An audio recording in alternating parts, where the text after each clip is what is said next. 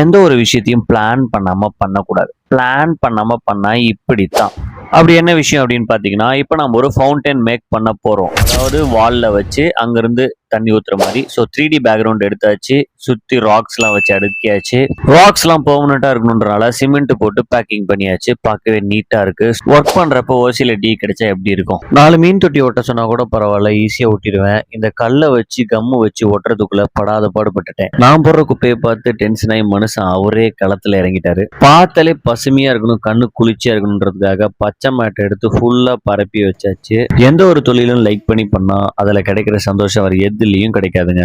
மீனுக்கு மட்டும் மெத்து மெத்துன்னு கிராஸ் மேட்டா, எங்களுக்கு இல்லையான்னு கேட்டாங்க. சரி உங்களுக்கும் சேர்த்து போட்டுரும். லான் ஃபுல்லா போட்டாச்சு. பார்க்கவே பிரம்மாண்டமா இருக்கு.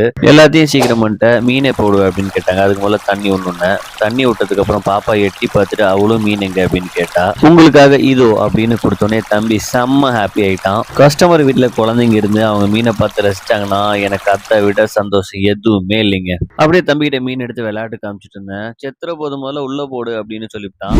வாஸ்து பிரகாரம் தொட்டி கட்டிட்டாங்க. வாஸ்து பிரகாரம் மீன் ஒண்ணும் இல்லையா, அதனால கரெக்டா 9 ஃபிஷஸ் வந்து நம்ம ரிலீஸ் பண்ணியிருந்தோம். பார்க்கறதுக்கே சூப்பரா இருந்துச்சு. உங்களுக்கு பிடிச்சிருந்தா லைக் பண்ணுங்க.